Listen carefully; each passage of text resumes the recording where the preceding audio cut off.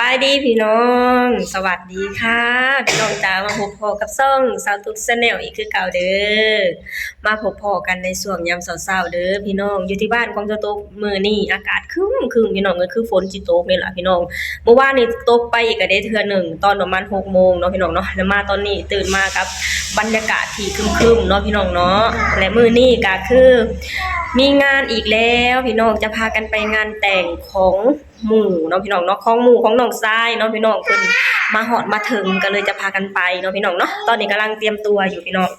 คุณน้อยกับเป็นพ่อเพิ่นกำลังเตรียมตัวอยู่อ่ะสวัสดีพี่น้อง คุณน้อยอีหล่ะสบายดีลูกสบายดีงานที่2แล้วพี่น้องมง2วันที่แล้วก็คือไปอีกงานหนึ่งคือได้รับบัตรเชิญเนาะพี่น้องเนาะแต่ว่าไปรอบนี้น่ะเพิ่นบ่ได้ให้บัตรเชิญเนาะเป็นแค่งานเหล่าซื่อเนาะพี่น้องก็เป็นงานที่แบบว่ามีเกียรติคือเก่านั่นล่ะเนาะพี่น้องเนาะเดี๋ยวจะพากันไปแล้วพี่น้องไปเบิดครอบครัวเลยพี่น้องทั้งแม่เหี่ยวหอมพ่อใหญ่เสิร์ชเอมมี่แพตตี้ลุงจันป้าบำไปเบิดคนเลยเนาะพี่น้องเนาะสตุ๊กบ่ดอนอินดี้โอ้ยสิเบิดรถสิเบิดกันรถสิเบิดคนอยู่บ่ล่ะพี่น้องสงสัยคนจะเหลือรถอยู่เด้เนาะพี่น้องไปพี่น้องเดี๋ยวเข้าไปกันเลยเนาะพี่น้องเดี๋ยวสตุ๊กจะถ่ายภาพบรรยากาศทางไปงานแต่งให้พ่อแม่พี่น้องเบิ่งเนาะพี่น้องว่าภาพบรรยากาศทางไปงานแต่งจะเป็นแบบใดเนาะพี่น้องเนาะเส้นทางจะเป็นแบบใดเนาะพี่น้องคนหน่อยอาแป๊บมาไปพี่น้องเดี๋ยวเราไปกันเลยไปพี่น้องเดี๋ยวเราจะไปงานแต่งกันมื้อนี้ไปสิ้นสุดนี้เด้อบ่เป็นสุดไหมไปมาเบิ่งสุดบ่ดอนดู คืออยู่วะคือสิไหว้บ่วะคือโอ้ยบ่มีไผรอสำพระเอก2คนแล้วล่ะเนาะไปพี่น้องเอาบ้านหน้าบ้านเฮาบ่เอาใส่ลูกเจ้าขึ้นรถนะครับพี่น้องนี่ถนนหนทางเป็นประมาณนี้เลยถนนหนทางเอาเป็นแบบนี้เลยพี่น้องลาดยางแค่ทางใหญ่เนาะพี่น้องเนาะทางเข้ามาแบบนี้ก็จะเป็นแบบนี้เลยฝนตกโอ้ก็มงนี่กระสางเฮือนอีกเลยไหมเนี่ยพี่น้องทางไปดงของเขาปูป่าผ่าดงอีกแล้วเด้อแต่อยากติดจัดนะจัดวันนั้นเลยฝนตกใหม่อีกวันนี้คะแนนรถจักรนี่พระราชเตอร์เลยเนี่ยอยากเล่นไปแน่นอนอย่าไล่มาเด้ใช่ดันไปแล้วไม่เคยยุ่งให้ไปจันคนเล็กบอกก็ไม่ก็ไม่พยายามเสิร์ชว่าเอารถ10 ล้อตีเพื่อเอารถ10 ล้อก็ไปได้พวกที่มันพาลงหลุมเลยแหละจะแล่นได้ไว้มันจะมันหนักไว้จัดจังหวัดเลยเห็นบ่พลาด8ก็เห็นแต่บ่ได้ใจก็กลัวว่าพี่น้องไปแบบเดาถนนไปแบบเดาทางเลยนี่บ้านดงขวางอันนี้ฮอดแล้วแม่นบ่ฮอดแล้วแม่นบ่ดิเฮาว่าอยู่ป้ายปกติแล้วลงไปหน่อยเดียวว่านี้พากันบ่ฮู้ทางนั่นแหละให้บอกว่าไปจอดแย่งนะเบิ่งภาษาบ่หรือบ่แม่นเขาสิฮอดอยู่บ่เฮือนดองนี่สิฮอดเฮือนดองจังโมงนี่บ่มีไว้ขึ้นลงไปนี่ก็ไปวัดรถเขาสิบอกว่ายังมาเห็นบ้านแล้วบ้านเลยเด้อพี่น้องต้องประกาศทรโคงเห็นบ้านแล้วเพื่อนได้แต่งงานแม่นเพื่อนนั่นล่ะไม่ได้มีหลายที่ละดิบ่มีแล้วกับเอามือเดียวแล้วเห็นวัดก่อนเนาะฮอดวัดก่อนเห็นวัดก่อนหลอกอ้อมไปเลยบัดนี้ดูทางจะเสิร์ฟรูปบัดนี้เพื่อนเขาอยู่บอกคนกรีดว้าวอันหลังใหญ่บ้านเฮาอีกฮะ6 เมตรบ่ได้มานี่บ่แม่นเป็น20 กว่าปีแล้วบ่นี่เสียงตู้เอาลงดู10 8 ปีไปลงดูเสียงตู้อยู่หม้องใดพี่น้องตามเสียงตู้ฮอดบ้านแล้วก็จะฮอดได้พากันงมทางมาว่าซั่นไปเลยมันอยู่ทางใดล่ะบัดนี้ทางหน้าพุ่นทางหน้าเอาเลยทางข้างก่อนก็ได้ยินทางหน้าอยู่บ่แม่นอยู่บ่เอาปูอยู่ใส่เนาะเจ้าก็ลบไปถามดีๆกว่าถามเบิ่งพี่น้องเอ้ยพากันมาแบบบ่ฮู้เฮือนไปมั้ยมาต้องลงไปถามไผฮอดแล้วพี่น้องเอ้ยเฮือนหลังนี้ล่ะจอดทางนี้ก็ได้มีบ่จอดต่อไปในเฮือนก็ได้จะแอปเขาในหลังในใดถามทางมาสุดทางกว่าจะฮอดรถเข้าบ่ไปบ่เดี๋ยวเบิ่งนะฮอดแล้วพี่น้องบ้านเฮือนเขาก็เจ้าบ้านเฮือนเขาก็เจ้าไอ้ถี่กันคักกะลีเนาะ ที่กันค่ะกะเรียวบ้านเบิ่งมีแต่หลังใหญ่ๆอยู่เด้อทั้งใหญ่ทั้งที่กันพี่น้องเลยมาอยู่แบบนี้นี่บ่เหงาเลยเนี่ย มาก่อนเลย เบิ่งอันนี้คือบ้านของเจ้าบ่าวเนาะพี่น้องเนาะตอนนี้เจ้าบ่าวยังไปบ้านเจ้าสาวอยู่พี่น้องเลยนี่โอ้เส้นทางอันบ้านเขาก็เทคอนกรีตเรียบร้อยอยากได้ทางเขามาพอทางเขามาหอดบ้านของเจ้าเขาเจ้าก็เทคอนกรีตเรียบร้อยเนาะพี่น้องเนาะขนาดจะประชาชนสวยกันน่ะล่ะเก็บกันคนละเล็กคนละน้อยคือบ้านของสตูกันล่ะพี่น้อง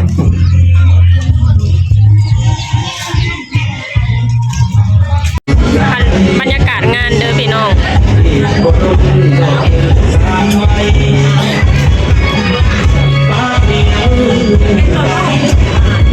อาหารการกินก่อยหนัง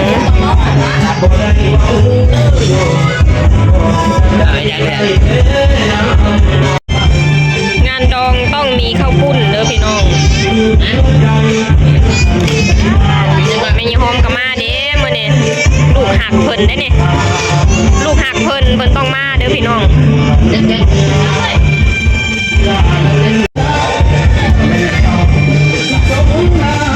มาดองพี่น้องมาเนี่ยดองน้องชาย ดองไงหมูน้องไส้หลาเด้อพี่น้อง น้องชายล่ะ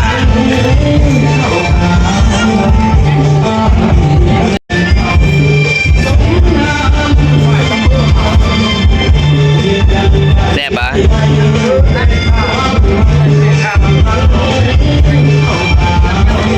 ปกติว่าอยู่บ่แม่นกับพูด บดอนซีมน้ำกับปุ่นแซ่บปะแซ่บมันต้องแซ่บอ่ะเพราะว่าบ้านดงควางนี่ขึ้นชื่อ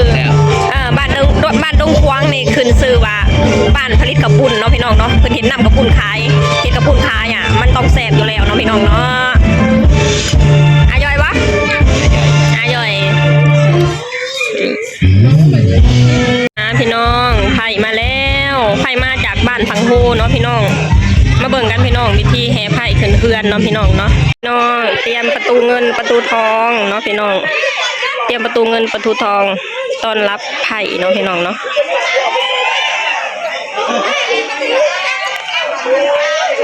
ไผ่เข้าบ้านเฮามาเบิ่งประเพณีลาวเนาะพี่น้องเคยไปแต่เคยไปสู่เนาะพี่น้องมาเบิ่งครั้งนี้ไผ่มาสู่เนาะพี่น้องเนาะว่าจะเป็นแบบใดเนาะพี่น้องเนาะประเพณีแบบลาวๆคือเก่าเนาะพี่น้องมาแล้วพี่น้องอันนี้คือผ้าขวัญของไผ่เนาะพี่น้องเนาะคือแบบว่าการแต่งดองคือจะมี2ผ้าขวัญเนาะพี่น้องผ้าขวัญหนึ่งของเคยผ้าขวัญหนึ่งของไผ่เนาะพี่น้องคือไผ่กำลังจะมาแห่เนาะพี่น้องเนาะประเพณีก็จะเป็นแบบนี้เลยถ้าหากว่าเคยไปสู่ไผ่ก็คือเคยเป็นคนแห่เนาะพี่น้องอันนี้คือไผ่มาสู่เคยกับไผ่เป็นคนแห่เขาเฮือนเพื่อไปหาเคยเนาะพี่น้องเนาะก็คือไปหาทางฝ่ายซ้ายนั่นเองเนาะพี่น้องเดี๋ยวมาเบิ่งกันแห่กันเลยเนาะพี่น้องเนาะไผ่มาแล้วไผ่มาสู่เคยเนาะพี่น้องไผ่เป็นคนแห่เด้อเจ้าสาวก็งามๆเนาะพี่น้องใส่ชุดลาวเนาะพี่น้องเนาะพี่น้องไผ่ผ่านประตูเงินประตูทองต้องเสียค่าธรรมเนียมก่อนพี่น้องก่อนจะผ่านเขาเจ้าก็สิถามก่อนว่ามายังเนาะได้ค่าธรรมเนียมแล้วผ่านทางได้เนาะพี่น้องนี่เป็นประมาณนี้เลยคล้ายๆคือกันนั่นแหละเนาะพี่น้องกับประเพณีไทย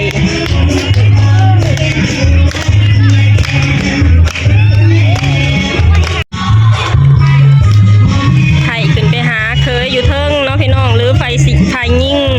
ขึ้นไปหาไฟทรายอยู่เทิงบ้านเนาะพี่น้องตอนนี้ก็คือทางไฟทรายกับนั่งรอไฟยิ่งอยู่ที่พักขวัญเนาะพี่น้องเนาะเดี๋ยวเราไปเบิ่งกันเลยขึ้นอันนี้เขาเห็นยังประเพณีอย่างนี้เนาะพี่น้องเคยเห็นอยู่บ่ที่ไผ่จะขึ้นไปหาเคยก็คือต้อง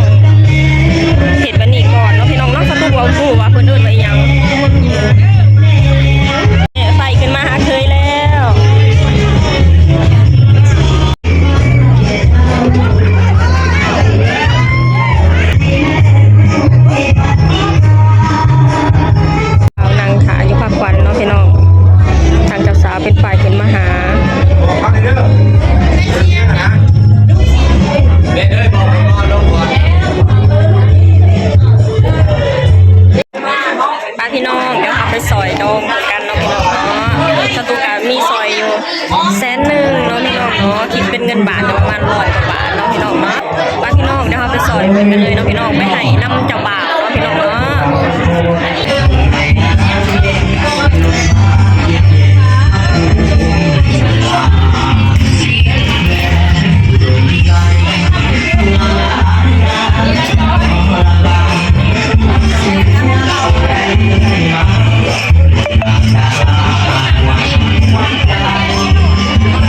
บ่าวสาว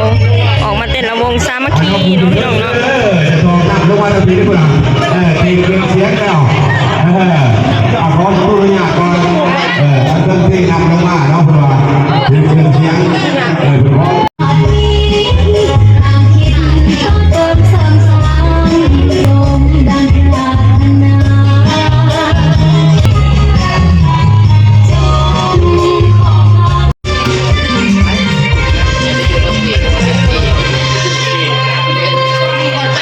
เจ้าบ่าวเจ้าสาวมาหาเนาะพี่น้อง เป็น11 ปี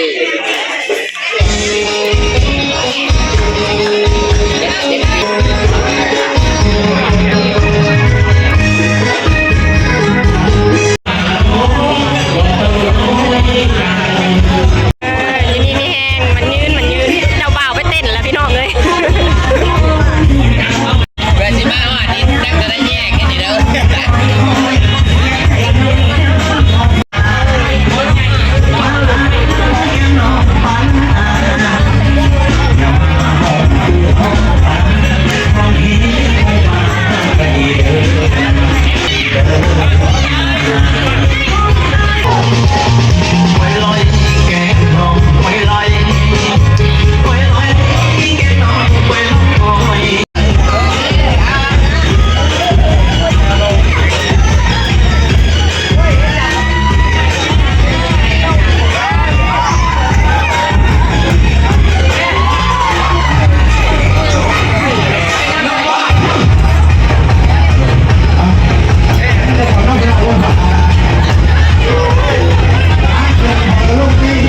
ผู้เฒ่าบ้านนี้มักม่วนอะไรพี่น้อง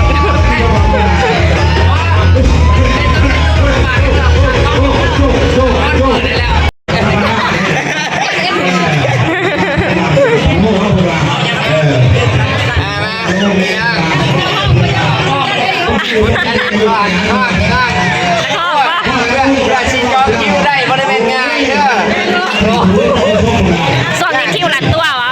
ช่วงนี้คิวหลัดตัว แม่ยากจุด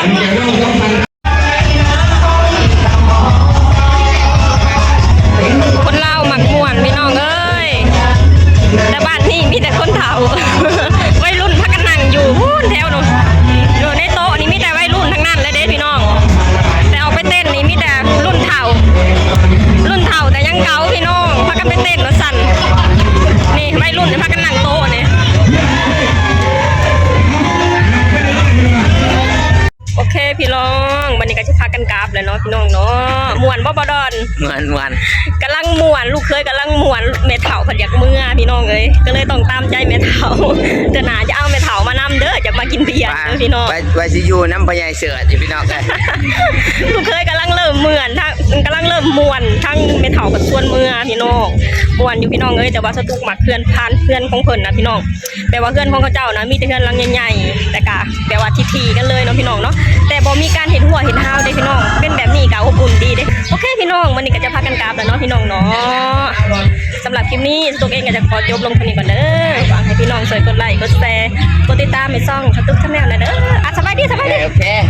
สบายดี เอาไปพี่น้องเอาพี่น้องกดไลค์กดแชร์ส่องชาตุกชาแนลนี่เด้อโอเค บ๊ายบาย